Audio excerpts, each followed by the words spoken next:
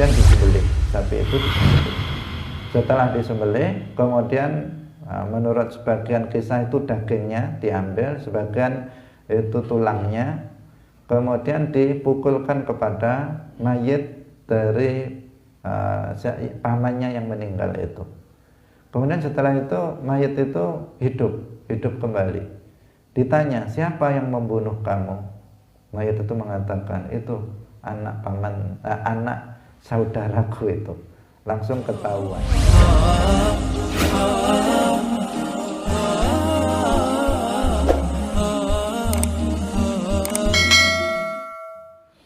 Assalamualaikum warahmatullahi wabarakatuh.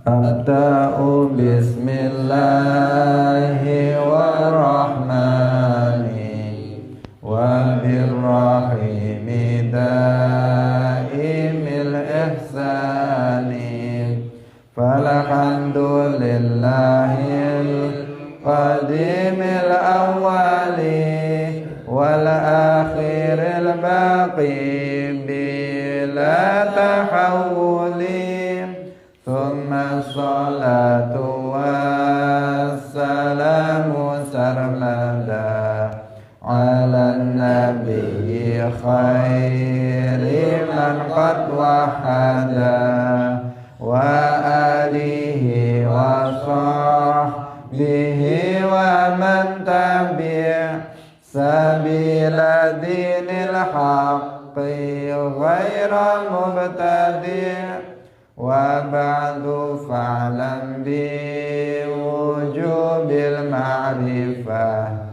min wajibil lillahi 'ishrina sifah wallahu mawjudun qadimun baqi mukhalifun lil khalqi bil itlaqi wa qa'imun ghani wa wahidun wa hayy qadir muridun alimun bi kulli syai' sami'unil basir wal mutakallimun lahu sifatun sab'atun tantazimu fa qudratun iradatun sam'un basar hayatun ilmu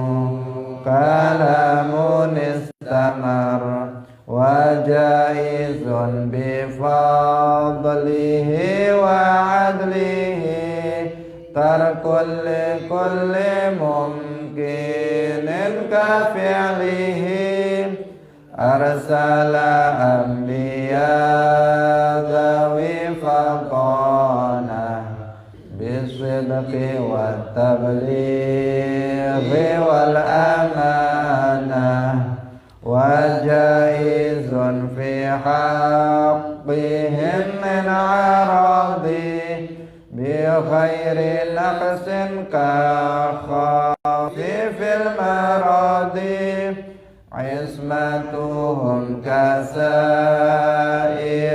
malaika wajibatun wa fadalul malaika wal mustahilu bindu kulli wajibi fahfad li khamsina bi hukmin wajibin tafsilu khamsatin wa ishrina lazim kulla mukallafin fahaqqiq waqtanim hum adamun idrisu nuhun huduma salih wa ibrahimu kullun muttaba' Lutun wa Ismailu Ishaqun kadha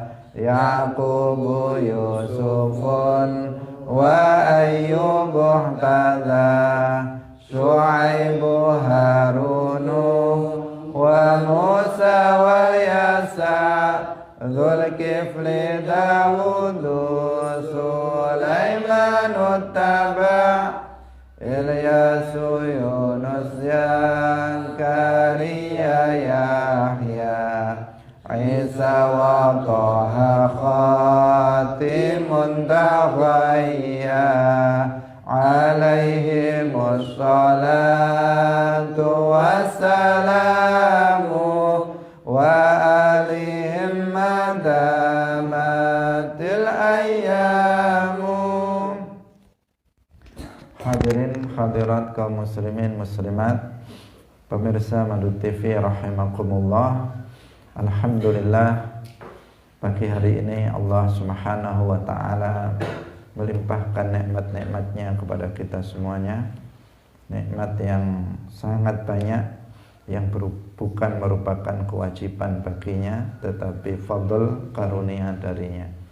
Semoga Allah Subhanahu wa taala senantiasa melimpahkan nikmatnya, khususnya nikmat taufik, sehingga dengan nikmat itu kita bisa melaksanakan kebaikan-kebaikan, ketaatan-ketaatan, sehingga kita bisa mendapatkan keselamatan fid dunya wal akhirah. Amin ya rabbal alamin.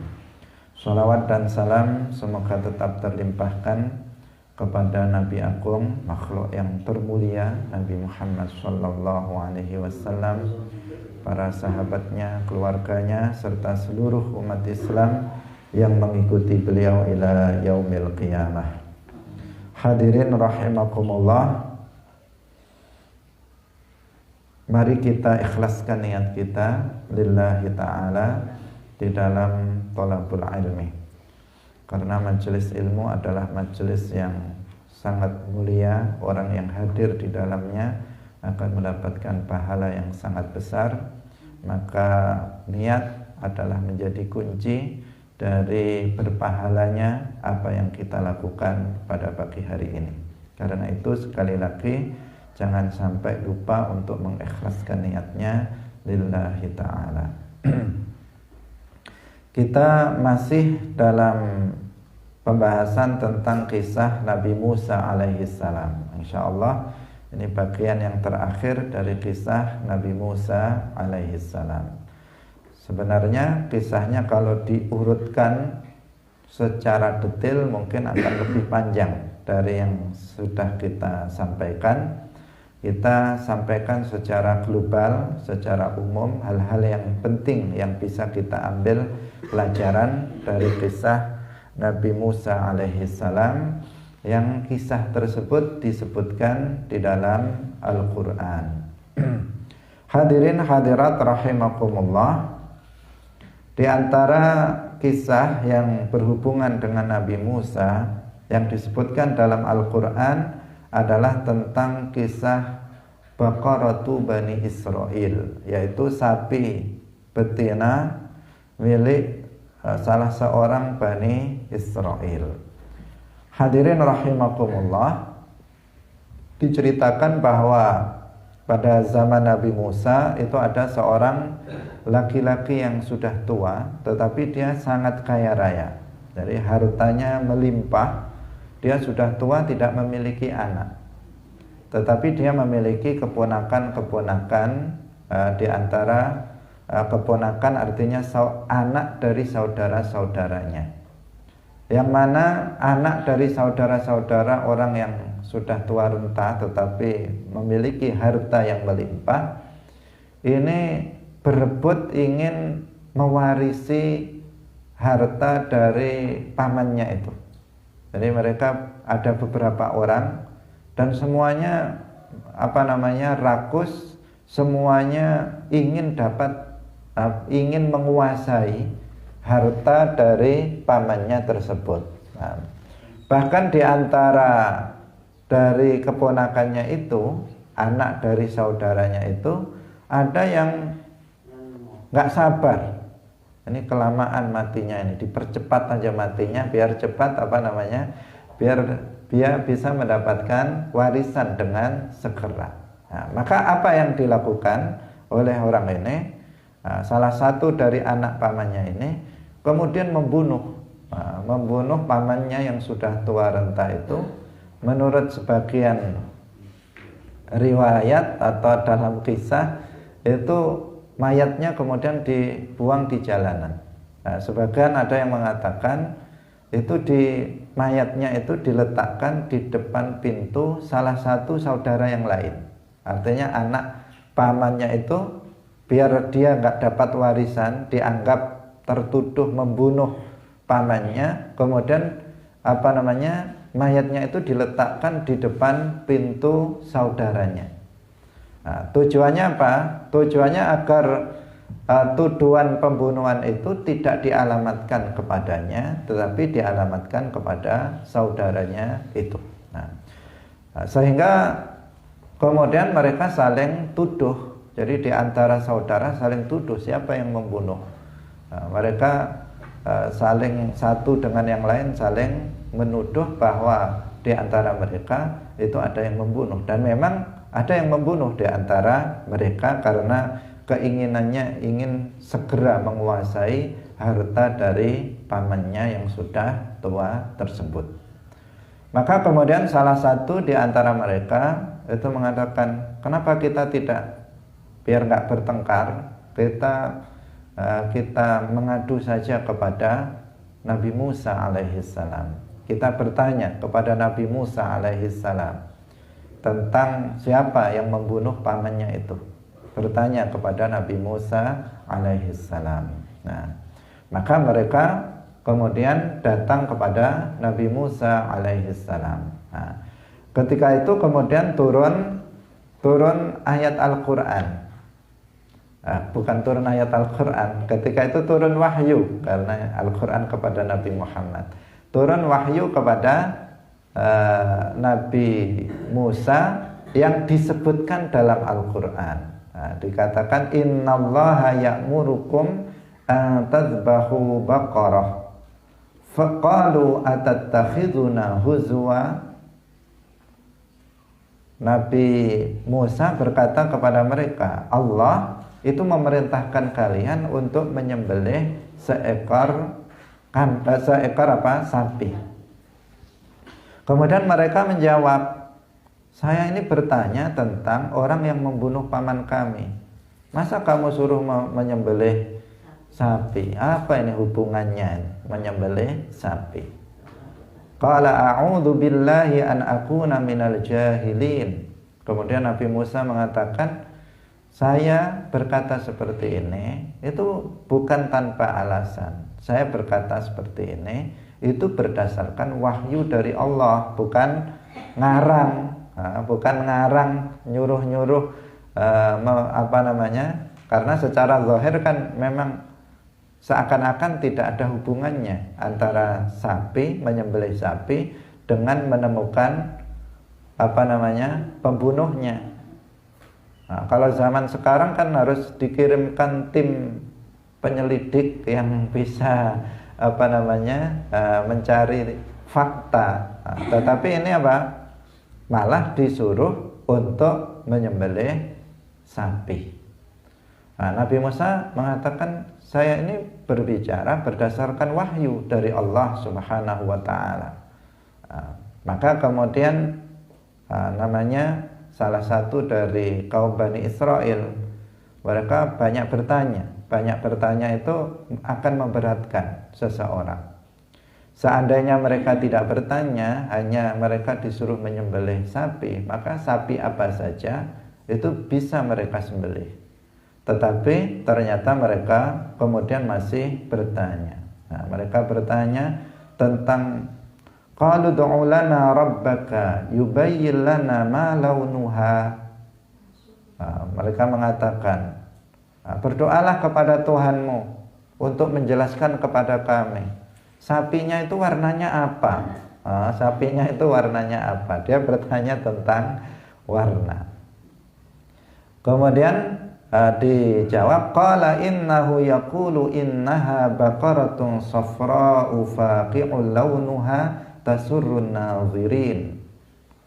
Kemudian karena bertanya maka dijawab, warnanya adalah kuning yang setiap orang memandangnya maka dia akan senang. Nah, kemudian masih bertanya lagi mereka, sudah diberitahu warnanya kuning. Nah, kemudian mereka masih bertanya lagi, qalu du'u lana rabbaka yubayyin lana ma hiya innal baqara tashabaha alaina wa inna insyaallahu lamuhtadun. Mereka bertanya, sapi itu masih jumbo itu sapinya itu. Yang warna seperti itu kan banyak. Sehingga ada kesamaan satu di antara yang lain. Jadi yang seperti apa yang sapi yang ingin untuk kami sembelih? Kemudian dijawab oleh Nabi Musa, tentu ini berdasarkan wahyu dari Allah Subhanahu wa taala. Qala innahu yaqulu innaha baqaratul la dhalulun tuthirul arda wa la tasqil harth wa la tasqil hartha musallamatul la syiyata fiha. Qalu al-ana ji'ta bil haqqi fadzabahuha wa ma kadu yaf'alun. Nah, dijawab oleh Nabi Musa alaihi salam yang ini sebenarnya akan memperberat mereka. Beliau mengatakan bahwa sapi itu adalah sapi yang belum pernah digunakan untuk membajak sawah, yang nggak pernah digunakan untuk kerja. Kemudian juga nggak pernah digunakan untuk menyirami sawah. Biasanya itu ada yang disuruh jalan untuk, kalau dulu, zaman dulu, untuk mengairi sawah. Bukan yang seperti itu. Sapinya bukan sapi yang digunakan untuk bekerja. Kemudian sapinya itu musallamatun, yaitu yang sehat, yang nggak ada aibnya. Harus murni, bersih, tidak ada aibnya sama sekali. La syiyata fiha, artinya warnanya harus mulus, nggak ada warna lain, hanya satu warna saja. Harus seperti itu. Jadi nggak ada aibnya. Kemudian warnanya murni satu warna yang kuning tadi.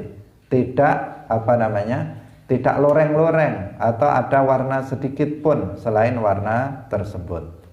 Nah, jadi sudah ditentukan sifat-sifatnya seperti itu.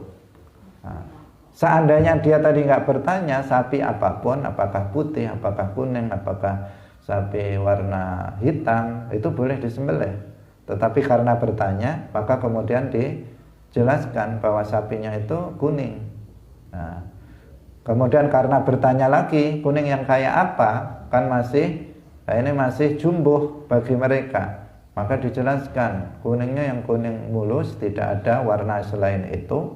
Kemudian tidak pernah digunakan untuk bekerja, untuk membaca, tidak pernah digunakan untuk bekerja mengairi sawah. Kemudian juga harus nggak ada aibnya sama sekali. Nah, ini kemudian menjadi berat bagi mereka. Mereka mencari sapi itu kesulitan sampai menemukan hanya pada satu orang. Hanya satu orang saja yang punya sapi seperti itu dengan sifat-sifat yang dijelaskan itu. Nah, sapi itu ternyata milik seseorang yang sangat berbakti kepada ibunya. Nah, maka mereka minta dari anak itu agar diberikan kepada mereka. Tetapi laki-laki itu nggak mau untuk memberikannya kepada mereka, sampai kalau mereka mau membelinya dengan harga seberat dengan emas seberat sapi itu. Jadi mereka harus membelinya dengan uang emas seberat sapi tersebut. Akhirnya apa? Akhirnya mau nggak mau, karena nggak ada yang lain.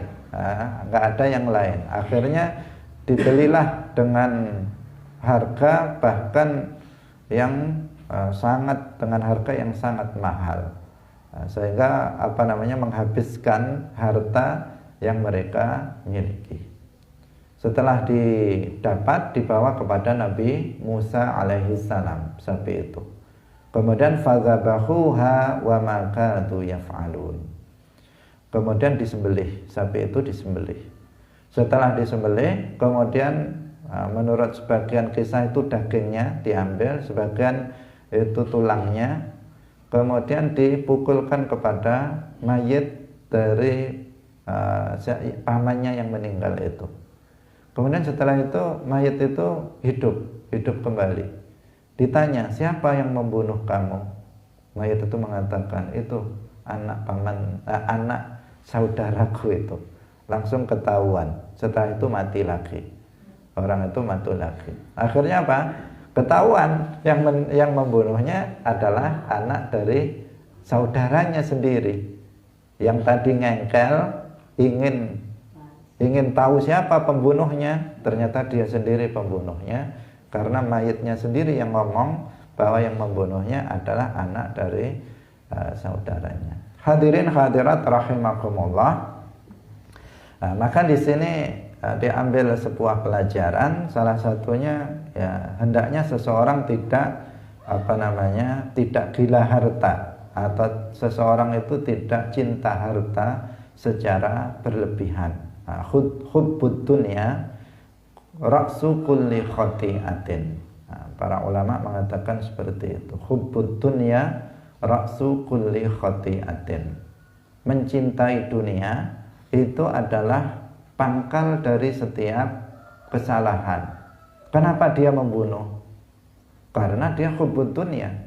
Seandainya dia tidak cinta dunia, ditunggu pamannya itu mati sendiri tanpa dibunuh, dia akan dapat warisan juga semestinya. Tetapi ya harus dibagi-bagi. Tetapi karena dia ingin sendirian memiliki harta itu, maka pamannya dibunuh lebih cepat. Artinya dibunuh, dia dibunuh, kemudian dituduhkan kepada saudaranya yang lain agar dia sendiri yang mendapatkan warisannya. Tetapi kesalahan itu berawal dari hubbud dunya. Jadi seseorang yang mencintai dunia, dia akan membunuh, dia akan hasad, dia akan mencelakai orang lain, dia akan mencuri, dia akan korupsi, dia akan merampok dan sebagainya. Itu semuanya adalah buah dari hubbud dunya, yang semuanya adalah kemaksiatan dan keburukan.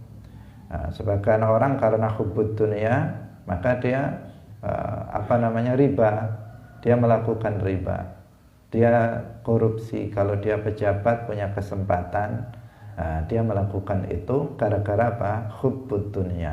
Pengen rumah yang mewah, pengen mobil yang mewah, pengen pokoknya kekayaan. Akhirnya apa? Yang dilakukannya adalah sebuah kemaksiatan. Hadirin hadirat rahimakumullah. Itu yang pertama. Yang kedua, di sini bahwa kebinasaan kaum Bani Israel itu, sebagaimana disebutkan oleh Nabi dalam sebuah riwayat, itu adalah karena banyak bertanya. Karena itu umat Islam itu dilarang oleh Nabi untuk banyak bertanya. Sesuatu yang tidak disebutkan dalam Al-Quran maupun hadis Rasulullah Shallallahu Alaihi Wasallam, itu berarti rahmat bagi rahmat bagi umat Islam, sehingga tidak perlu kemudian seseorang memperberatnya dengan banyak bertanya. Hadirin hadirat rahimakumullah. Seperti halnya Bani Israel, karena mereka itu banyak bertanya kepada nabinya, akhirnya sesuatu yang sebenarnya ringan menjadi berat. Seandainya dia bertanya cukup dengan mengatakan disuruh untuk menyembelih sapi, kemudian langsung dicari sapi dan disembelih, maka mereka tidak akan kesulitan mencari sapi itu, dan tidak akan mengeluarkan harta yang sebanyak yang kemudian terjadi. Tetapi semuanya terjadi dengan kehendak Allah Subhanahu wa ta'ala. Hadirin hadirat kaum muslimin rahimakumullah. Ini kisah tentang Baqaratu Bani Israil, terkait dengan Nabi Musa alaihissalam. Kemudian kisah lain adalah Nabi Musa bersama dengan Nabi Khadir. Jadi Nabi Khadir menurut qaul yang rajih, pendapat yang unggul, beliau itu adalah seorang nabi. Ada sebagian yang berpendapat beliau itu wali, bahwa beliau itu adalah seorang wali. Tetapi pendapat yang unggul, beliau itu adalah seorang nabi. Dan sampai sekarang Nabi Khadir itu masih hidup. Jadi Allah Subhanahu wa ta'ala itu memberikan fadl, memberikan keutamaan kepada Nabi Khadir yang tidak dimiliki oleh nabi-nabi atau manusia yang lain, yaitu akan hidup sampai nanti pada hari kiamat. Itu Nabi Khadir alaihissalam. Jadi Nabi Khadir umurnya sangat panjang, sudah ada sejak zaman Nabi Musa alaihissalam, dan sampai sekarang beliau masih hidup. Bagi Nabi Khadir, lautan itu seperti daratan. Jadi seperti beliau berjalan di atas lautan, seperti kita berjalan di atas tanah. Itu Nabi Khadir. Dan Nabi Khadir terkadang menemui sebagian orang soleh.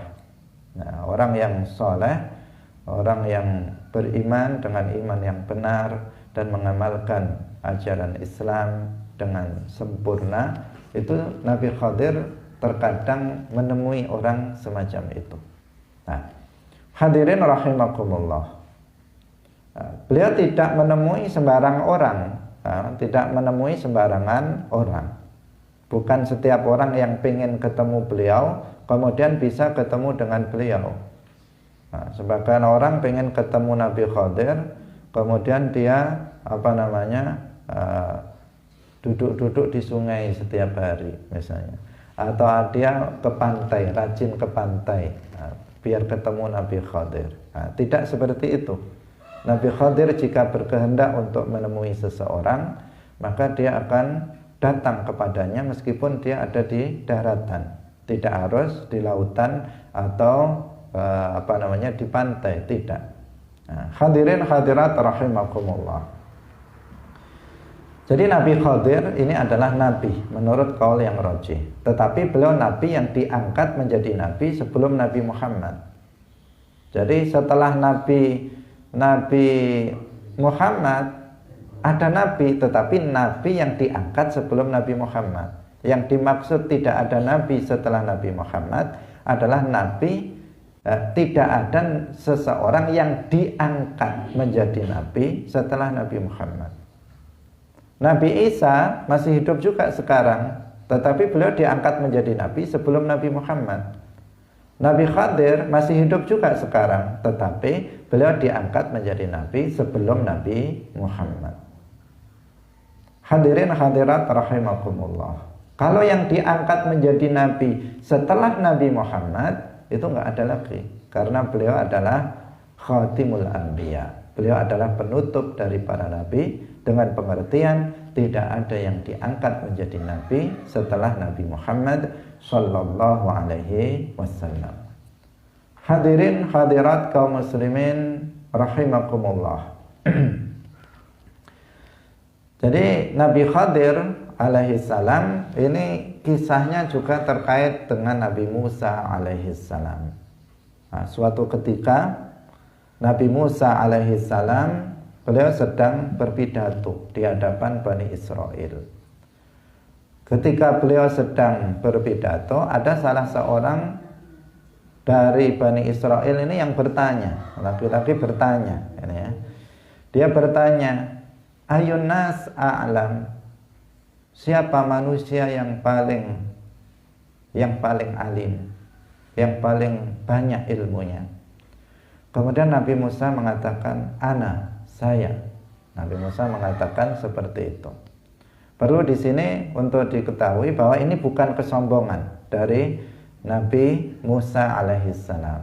Karena sombong itu dosa besar dan seorang nabi itu maksum dari dosa besar. Tidak ada yang melakukan dosa besar. Ketika Nabi Musa ditanya, siapa orang yang paling alim? Nabi Musa mengatakan, ana, saya.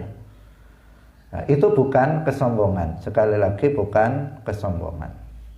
Tetapi beliau mengatakan apa yang sebenarnya. Nah, karena beliau ketika itu adalah Nabiyyun Rasul, dan beliau memang a'lamun nas. Beliau adalah manusia yang paling berilmu ketika itu, karena beliau adalah Nabi dan Rasul. Tapi semestinya beliau tidak mengatakan seperti itu.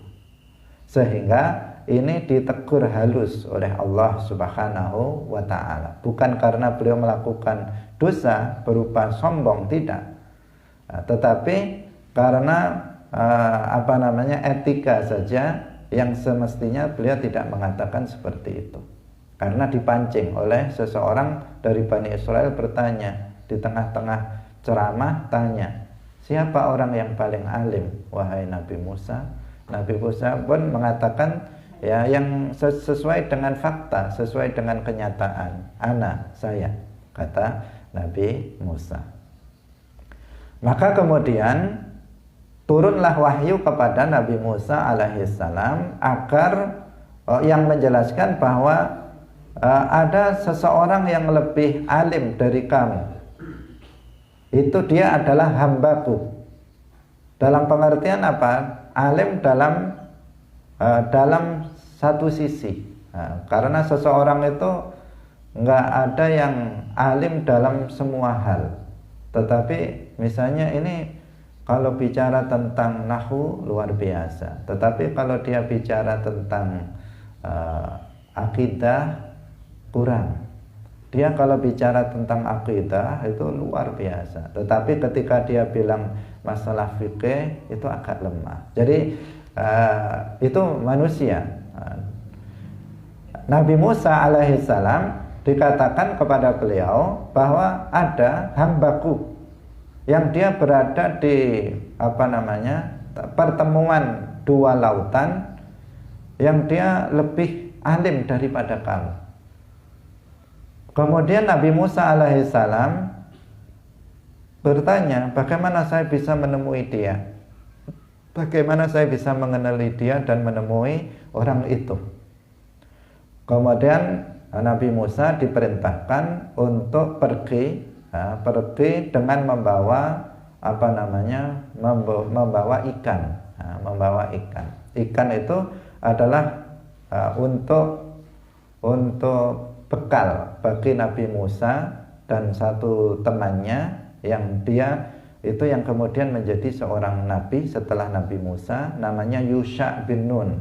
Yusha bin Nun itu yang menyertai Nabi Musa alaihissalam untuk mencari Nabi Khadir alaihissalam. Jadi hamba Allah itu adalah Khadir alaihissalam.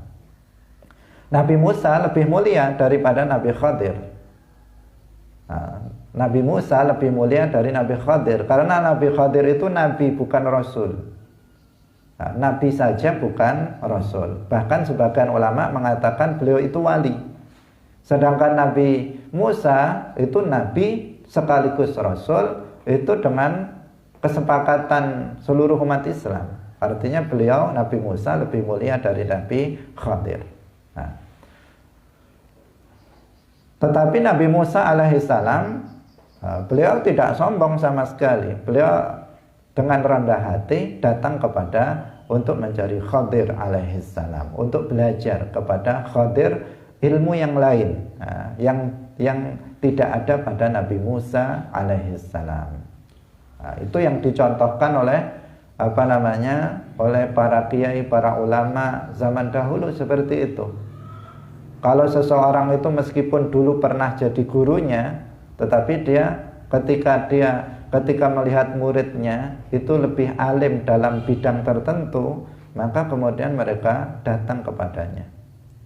Seperti Mbah Hasyim Asy'ari, dulu beliau pernah berguru mondok di Bangkalan, ke Mbah Khalil Bangkalan. Setelah itu Mbah Hasyim Asy'ari pergi ke Makkah sehingga beliau menguasai ilmu-ilmu hadis. Setelah datang ke Indonesia, Mbah Khalil datang ke Tebuireng untuk belajar kepada Mbah Hashim. Nah ini seperti ini. Jadi tidak menunjukkan bahwa seseorang ketika datang kepada seseorang yang memiliki ilmu yang dia tidak miliki, itu menunjukkan bahwa dia lebih rendah, bahwa dia lebih bodoh dan sebagainya. Tidak menunjukkan itu. Nah, ini dicontohkan juga oleh Nabi Musa alaihissalam. Nabi Musa datang kepada Khadir, mencari Khadir dengan membawa ikan. Nanti dikatakan jika ikan itu nanti hilang, maka disitulah nanti kamu akan ketemu dengan hambaku itu, yaitu Khadir. Maka mereka pun berjalan terus untuk mencari Nabi Musa alaihissalam sampai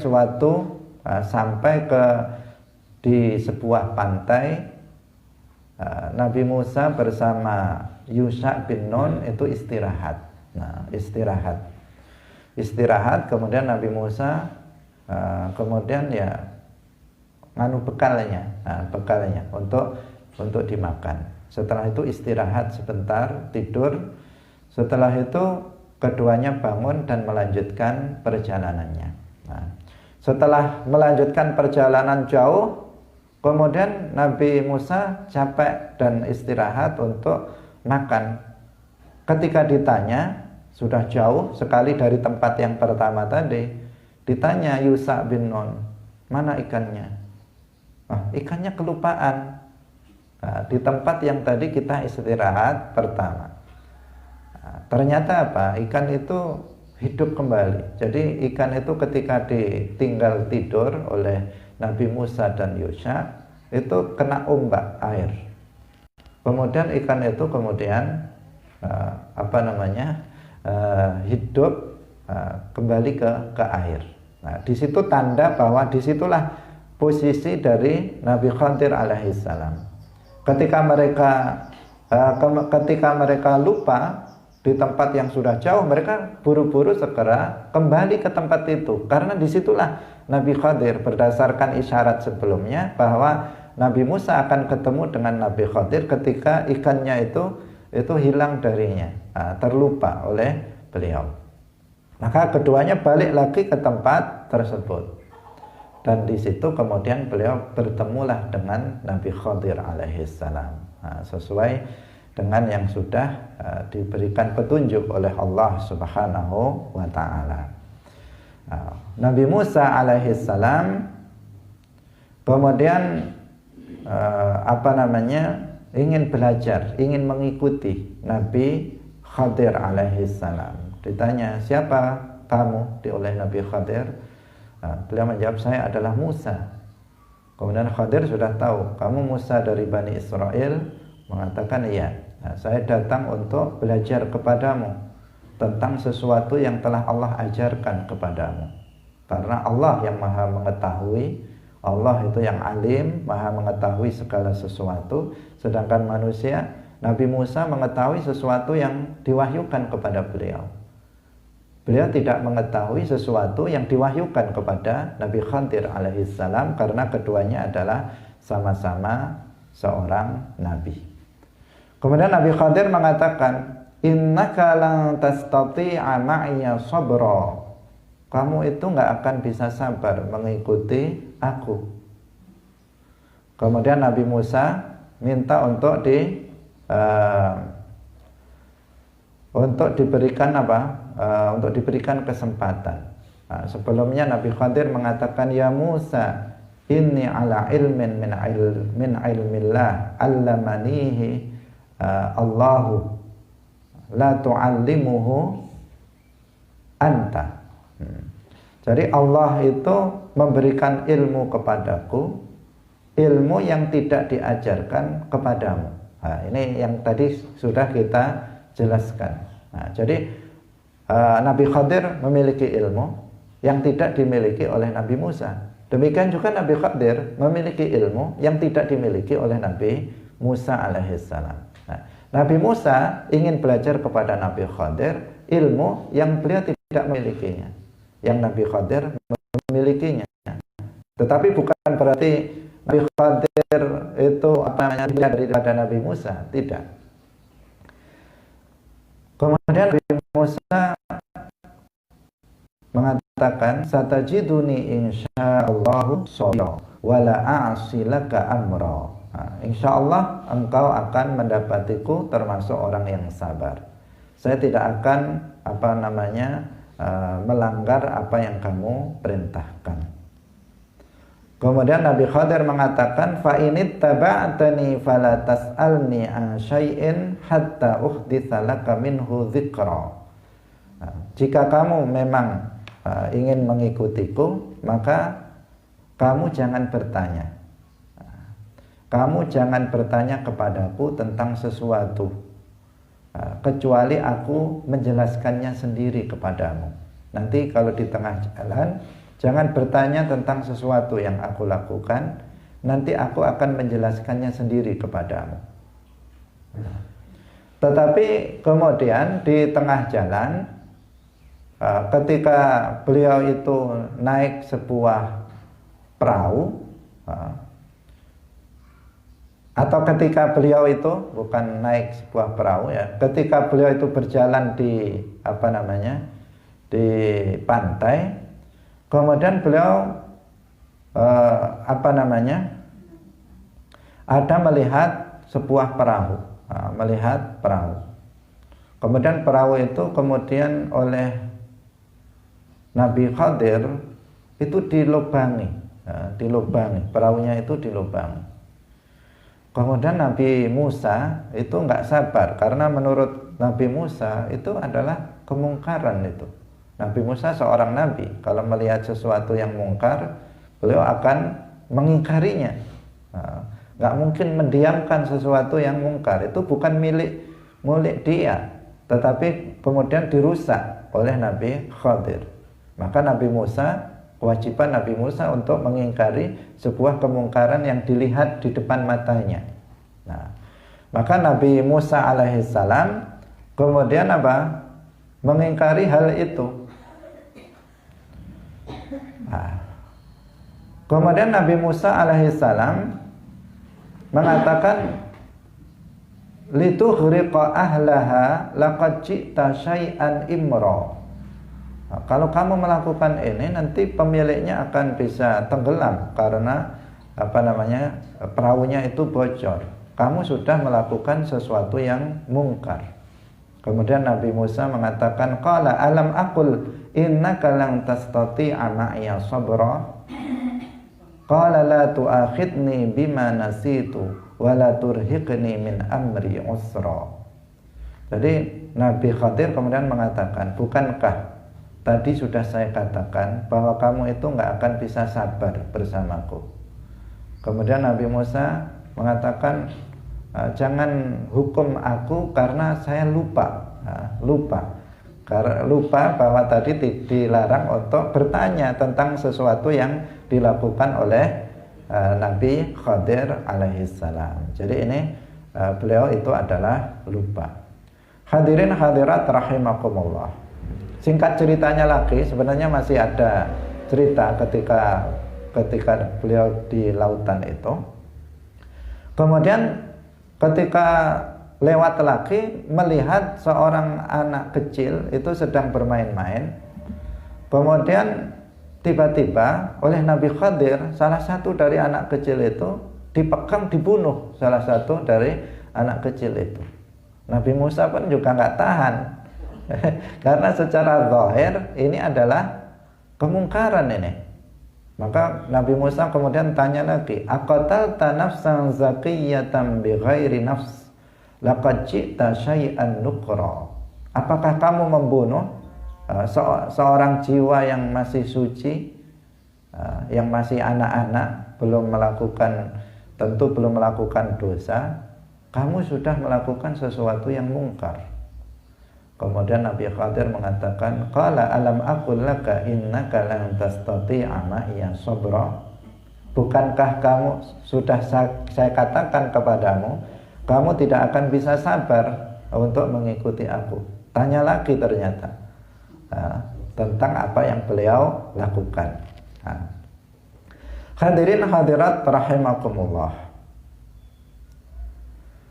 Kemudian Nabi Musa menjawab, qala in sa'altuka an syai'in ba'daha fala tusahibni qad balaghta min ladunni uzra.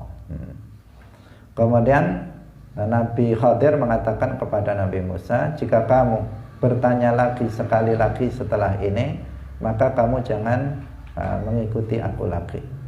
Itu Nabi Khadir mengatakan seperti itu. Hadirin hadirat rahimakumullah. Kemudian mereka berdua berjalan lagi. Ketika berjalan, mereka ketika itu berjalan di perkampungan, dan mereka tidak disambut oleh penduduk kampung dengan baik. Padahal mereka adalah tamu di daerah itu. Tidak ada yang peduli dengan mereka, misalnya menyambutnya sebagai tamu, memberikan makanan atau menghidangkan makanan untuk tamu yang hadir, yang datang dari jauh. Itu tidak dilakukan oleh penduduk kampung itu. Sampai kemudian keduanya, Nabi Musa dan Nabi Khadir, itu menemukan sebuah tembok yang doyong, yang dia mau runtuh, akan runtuh jidar itu, dinding itu. Kemudian Khadir dengan tangan beliau sendiri itu menegakkannya kembali. Kemudian Nabi Musa alaihissalam ini kemudian bertanya lagi. Nabi Musa alaihissalam itu bertanya lagi, penduduk kampung ini nggak ada yang peduli dengan kita. Mereka tidak memberi makan, tidak memberi minum, tidak menyambut kita dengan baik. Ini malah ada tembok miring mau jatuh, malah kamu tegakkan lagi. Maka kemudian Nabi, karena tadi sudah mengatakan sekali lagi, kalau Nabi Musa masih bertanya lagi, maka itu adalah yang terakhir. Setelah itu mereka berpisah. Maka disebutkan dalam Al-Quran, hadza firaqu baini wa bainika. Inilah perpisahan antara aku dan antara kamu. Hadirin hadirat rahimakumullah. Sebelum mereka berpisah, kemudian Nabi Khadir menjelaskan. Yang pertama, amma safinatu fakanat limasakina ya'maluna fil bahr fa aradtu an a'ibaha wa kana wara'ahum malikun ya'khudhu kulla safinatin ghasba. Jadi yang pertama, perahu yang pertama itu saya lubangi, itu saya beri biar terlihat ada cacatnya. Itu karena perahu itu milik orang miskin, milik orang miskin yang mereka bekerja sebagai nelayan di lautan. Sementara di belakang sana itu ada seorang raja yang dia akan mengambil perahu secara ghasab. Dighasab, perahu itu akan diambil secara paksa oleh dia. Tapi kalau dia melihat perahunya itu ada cacatnya, maka dia tidak akan mengambilnya. Itulah tujuannya. Jadi ketika diberi ada aibnya, ada lubangnya sedikit, bukan berarti sampai kemudian tidak bisa dipakai. Itu nanti dia tidak akan mengambil perahu itu. Dan akhirnya selamat, perahu itu tidak dighasab oleh sang raja tersebut.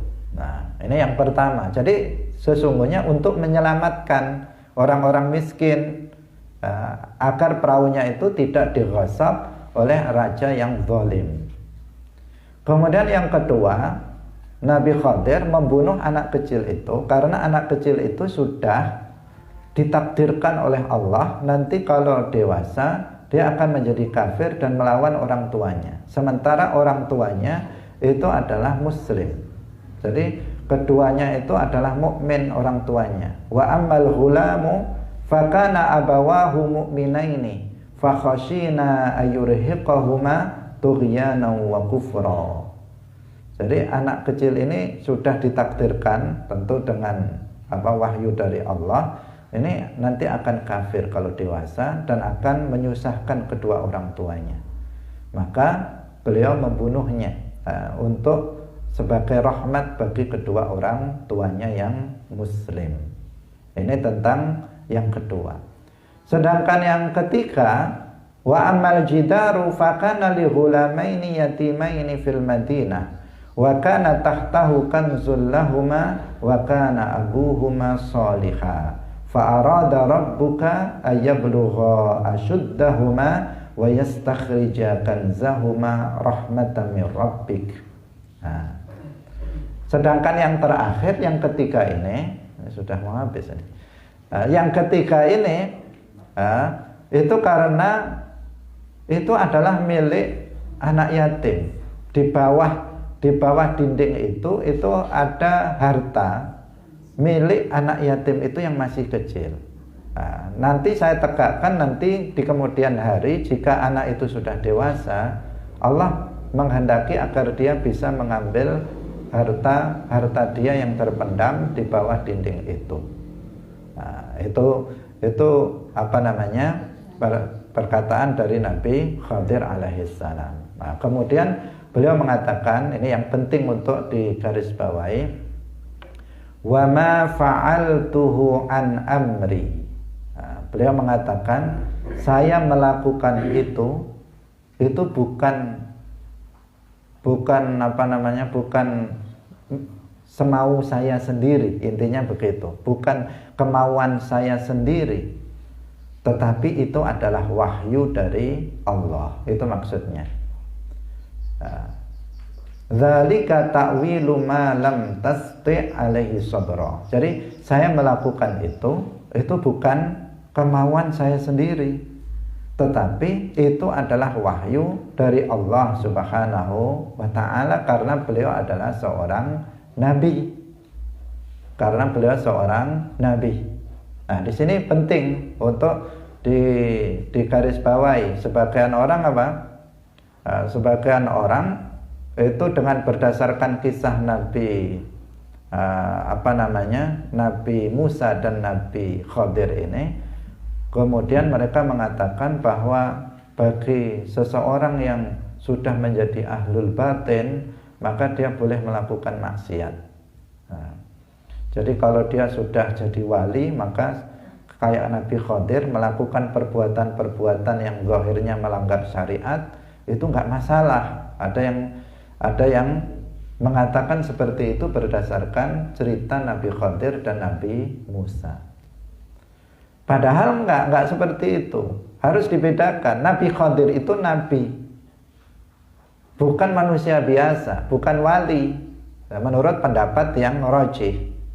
Ketika beliau melakukan sebuah perbuatan, itu diperintah oleh Allah. Ketika beliau itu melubangi safinah, perahu, itu perintah Allah. Ketika beliau itu membunuh anak kecil itu perintah Allah. Ketika beliau menegakkan dinding yang mau roboh, itu adalah perintah Allah, bukan kemauan Nabi Khadir sendiri. Itu yang harus dipahami. Jadi itu adalah perintah dari Allah karena beliau seorang nabi.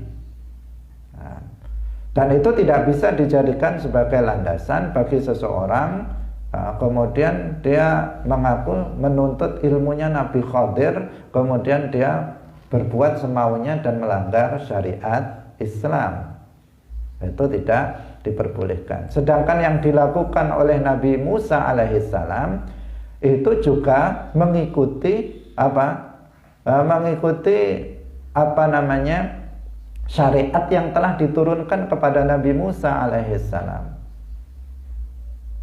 Ini yang penting untuk kita pahami dalam masalah ini. Hadirin hadirat rahimakumullah.